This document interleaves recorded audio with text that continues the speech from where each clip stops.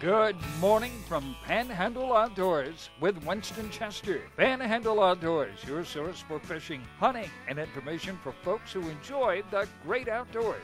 Now sit back, relax. It's Panhandle Outdoors. Good morning, folks. Welcome to Panhandle Outdoors. I'm Winston Chester. I'm glad you're here this Monday morning. Got a great week lined up, and we'll get started today with our weather brought to us by Haney Technical Center at 767-5500. High today be 83 and low tonight 59. Still in the 50s, but we'll have a warmer trend setting in, so it will look good later on in the week. Let's go ahead and look at our moon phases now. We like to look on moon phases each Monday, and we're working on a half moon tonight, and it's going to start waxing on out for the weekend. You're looking at a full moon by Saturday and Sunday night, and a very strong moon and some strong tides coming in a couple of days. Okay, our tides, the high tide is at 2:48 this morning, and the low tide is 1:57 right after lunch. So let's go ahead and check your tides in. But now, our fish and game time for today, let's go ahead and I want to do them early in today's show. We're looking at 6:58 a.m. to 8:58. We'll say from 7 to 9 this morning. And then this afternoon or late this evening, 7:24 to 9:24. That's our times. And now what we're going to set up, we had a good fly fishing and camping trip recently with Bill Allen, his two brother-in-laws and their families, and we just had a wonderful time. And what we're going to do, we're going to set up like a 2-day video. We spent 4 days up there camping and fishing, and I encourage you as outdoorsmen here in the Panhandle. We have just a wealth of things to do here, but on occasion we all like to venture out and do some other things. And last summer, early part of last summer, I was able to go down to Boca Grande and go tarpon fishing, and of course that was just a lot of fun. Now, this fall, I had a chance to go up there in North Carolina with Bill and do some fly fishing in those streams and all, and I encourage you to do the same things. I know some of y'all, a lot of y'all like to go out to Louisiana, go red fishing, and go different parts of the Southeast, and even some of y'all go to the Midwest and do hunting and all up in Kentucky and different places. So, it's okay to do that. In fact, I encourage you to do it. So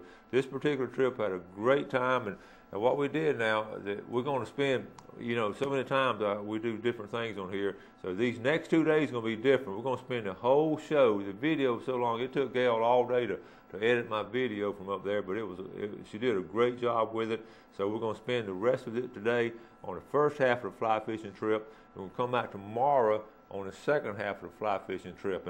And remember what I tell you about these fishing expeditions and all. It's not all about just hooking the fish. It's about the whole experience, the camaraderie, the fellowship, the campfires, and just enjoying the whole trip and all. So what I want you to do is just sit back and relax, and I know you're going to enjoy the scenery. The leaves are changing, and we waded out in those streams. It was cool and all. But just had a great time, and I just want to share that with you, our viewing audience, and I think you really will enjoy it. So what we're going to do, we're going to get ready to roll it now, and then we're going to roll it today and tomorrow. 2 days of great fly fishing up in the North Carolina mountains with some good friends. So, Jeff, let's sit back and let's go ahead and roll it. All right?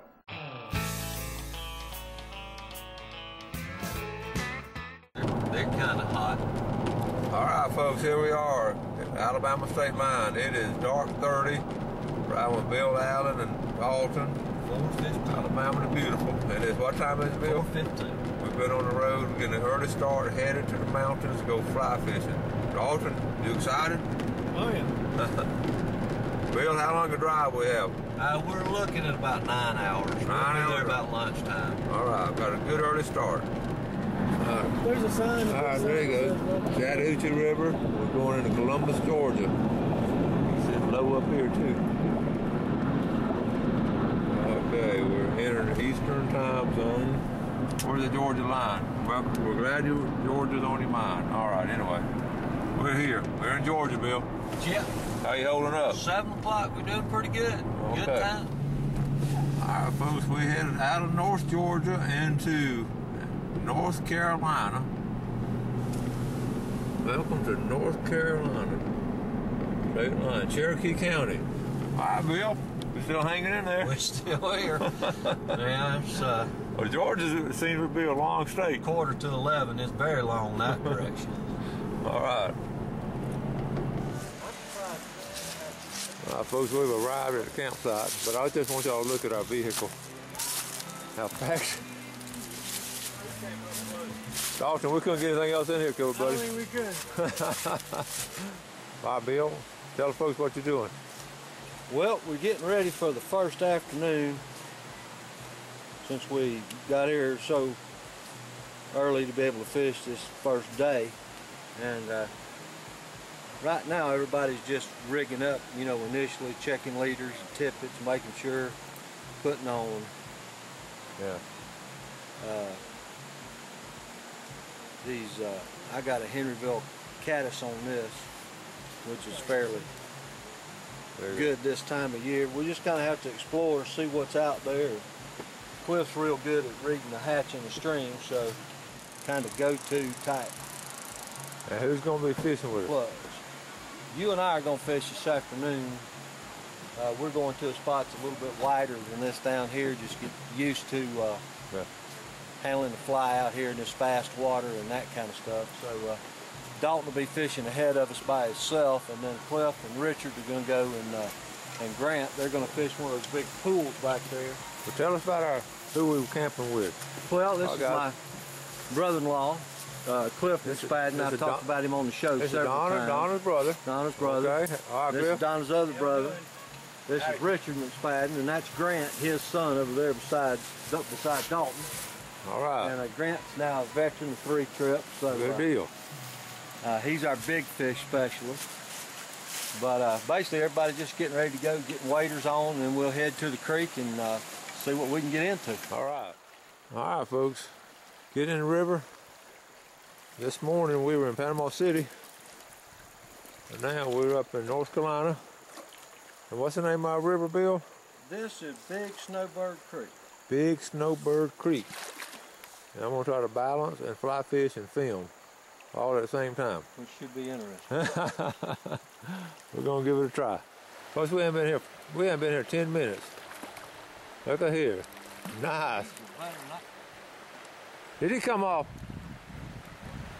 Why'd you let him come off? Sometimes they'll do it. We're just out here practicing. We got him on film. Good job. Well, folks, y'all heard of beginner's luck. Now I'm gonna let Bill dictate to you what just happened. Bill? Well, we're getting Winston used to fishing out here. You got this nice little brown here, which is out here, this is an excellent eating size, just like a catfish, okay? Yeah. But they are very slippery, so you've got to get them a good hold on them, and don't take the fly out or let him go until he's in the creek. Now that was about my 3rd or 4th cast, maybe, once I got out here. So that's a good sign. Yeah. So, okay. Now right. you And, see what I'm saying? I've got a good instructor. You just got to get that line out. All right.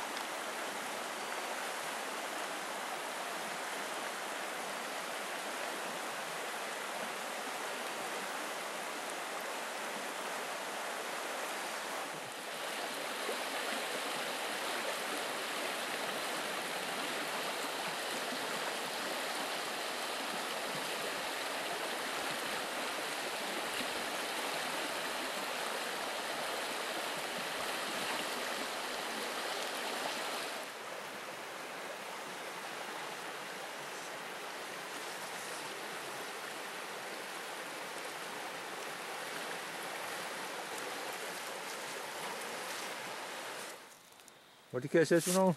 I caught this one on a blue wing olive, and I was fishing in one of the fast sloughs. And well, I pitched it right up in the running water. When it broke over the rock, he came and looked at it, and I let it sit a little bit and twitched it, and he hit it real hard and then ran down the stream, and I fought him for a good little while. So he's a little over 12 inches. Nice fish, and, beautiful. He's a brown, and appears as if he was raised in the stream, because the stockfish, their bottom of their fins will be worn down real low, and they won't have the color. Of course, he's lost a lot of his color because he's been he's been out of the water for a little bit. But that's, well, we got off to a good start though. Good little brown trout, not too bad, not too bad at all. Good job.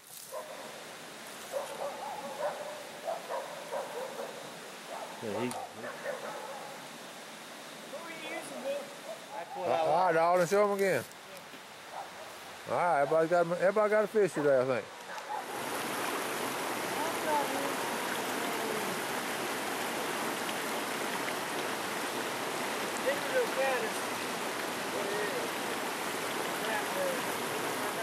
And when you're roughing up here in woods, this is one of the necessary luxuries, right, Bill? You're not kidding. I got 2 old sleep on the ground. These things make a world of difference. Yes, sir. To an old man. All right, this is our campsite. We just got in from our first fishing trip. Got the fire going. Nice little relaxing, cleaning fish. Right here on the river.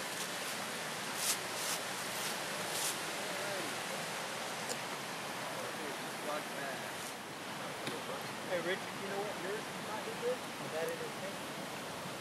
Sure. Want me to hang it there?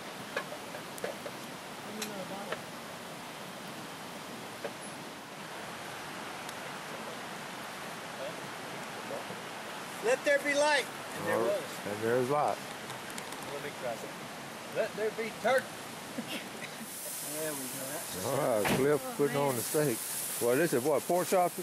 These are pork chops. Now, Ooh. go to butcher at the grocery store and get one of those, you know, tenderloins and have them cut it thick for me. Those are not pork chops. Them are poke chops. Poke chop. Pork chops about half that size. What kind of sauce do you have? It's just a combination mix of key lime juice and garlic salt and lemon pepper and cracked red and black pepper together and butter. Did I say Worcester sauce already? No. And Worcester sauce. Yeah. Great.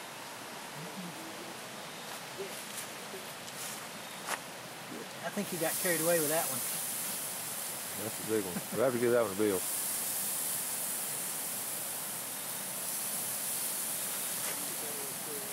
Beans and rice. So what we have right here now, Cliff? This is red beans and rice, and we're going to eat it kind of as a side with that. And then there's the asparagus we're going to grill. All right. And Well, we're all set up now. we should be set up. You got them ready? Ooh, those look good. All right, we're in the next morning. We had breakfast and nobody. Bill, now, where y'all headed? We're going down. There's a church camp well below where we fished yesterday. All right.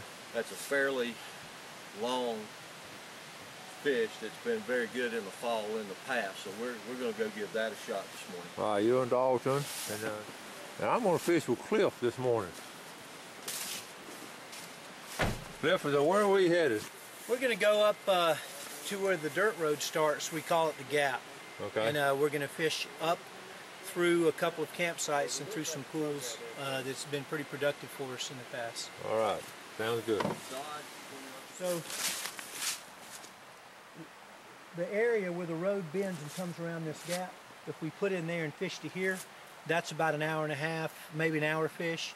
And from here, when we go up, we'll probably be 2.5 hours working our way up slowly. All right. Now what we're going to do, I'm looking for a good place to go down. This is probably as good as any.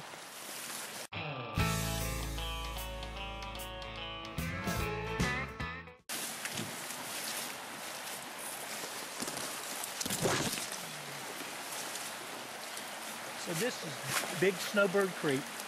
You're not going to be able to see it on your camera, but you see that fly right there next to my rod? Yeah. Can you see him? That's what you see him right here next to you.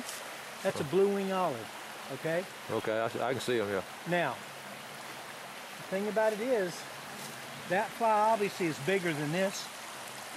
I have some flies closer to that size. However, they're hard to see, and I can't see them. So I'm hoping that this one won't be too big. Yeah. Not to deter any type of strike or anything.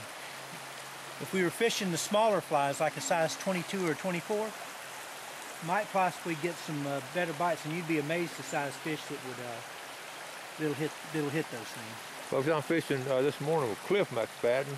He's got ties in Panama City. Let's see, Bob McSpadden, former president of Gulf Coast. That's his uncle, and then let's see, your other, let's see, the Martin family. You kin to the Martin family? Buddy Martin is my other uncle, and my grandfather in the area was George Martin and Henry Cecil McSpadden. So for guys that have been around Panama City. Yeah, I promise you, a lot of old timers would recognize those names now. You in Athens, Georgia now, you're a flight instructor or what? I live in Athens, Georgia, and I'm a pilot for UPS. Okay. I fly their international routes, and currently I fly the 767. Okay, you've been fly fishing a long time, right? Long time. My grandfather taught me to fly fish in the Panama City area with a popping bug for brim. And then when I moved up to the North Georgia area about 30 years ago, I started basically teaching myself how to work and fish the streams that were up here in North Carolina and North Georgia mountains. Well, cool. Well, we're gonna do some serious fishing this morning. We are, and what I'm going to do right now is we're looking at the stream, and I'm going to try to turn some of these rocks over and see if I can find what type of bug the fish might be feeding on today. Okay. And when you flip the rocks over on the bottom of them, you'll see the different little insects crawling, and the flies that we fish with are supposed to imitate those patterns. And a lot of these bugs are emergers, which means they'll hatch underneath the water, and then later on in the day they'll fly out, and that's when the fish feed on them. Okay. This area is basically larvae. It's not. They haven't really. There's one moving right there. See him? Yep. Okay. Okay. That bug will eventually turn into a fly. Now, what would imitate that one would be either what they would call a midge, or what they would call the fly's name is a prince. Now, there's a scientific name for it. I can't tell you what it is. Okay. I just know by looking at the bug and looking at the charts and over the years which fly I would use to imitate that. Okay. And if you want, I can show you what that looks like, and if I wanted to fish that fly, what it looks like when it would be a wet fly before it emerges, and then what it would look like after. Okay. So if I was going to fish, and I wanted to fish with a wet fly to imitate that bug that we just saw, I would fish this fly right here. It's a midge, it's a wet fly, and it just floats in the middle column of the water to make them feed. Now when that fly hatches, it's going to look like this. Okay. And that's called a blue wing olive. Okay. And we're going to fish with some of those today, right? We are. Okay. That's what I have tied on. And we're going to fish with the other one. We're going to fish with. It's called a stone fly, and that's what's tied on Winston's rod. Right here.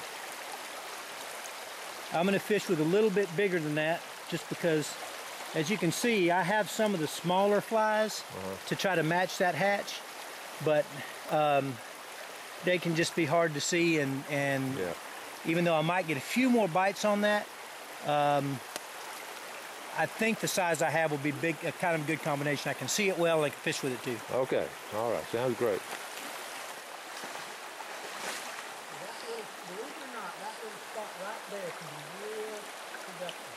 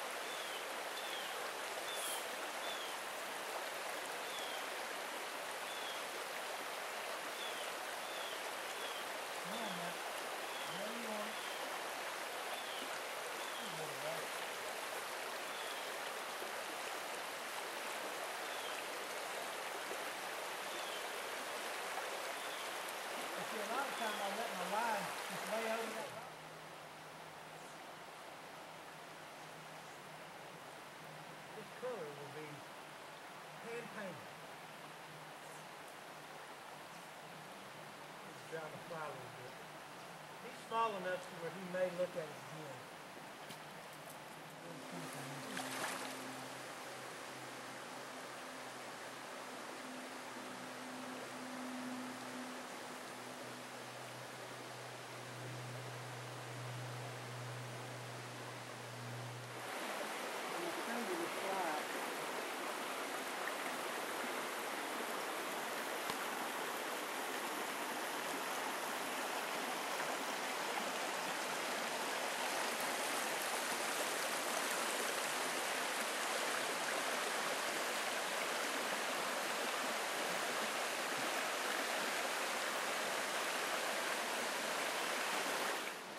Right there, I'm checking my depth.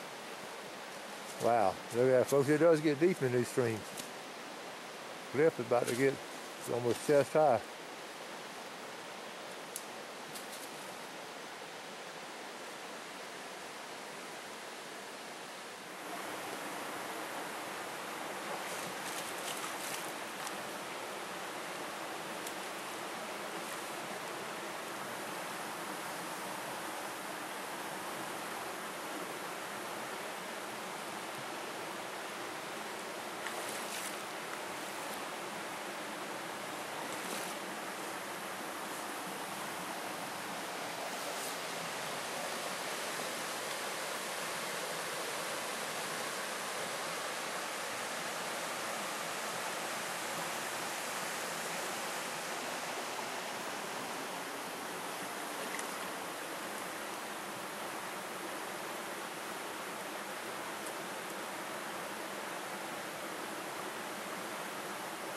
Thanks for joining us for Panhandle Outdoors with Winston Chester. Panhandle Outdoors features hunting, fishing, and other activities and information to help you enjoy the great outdoors. Join us next time for Panhandle Outdoors.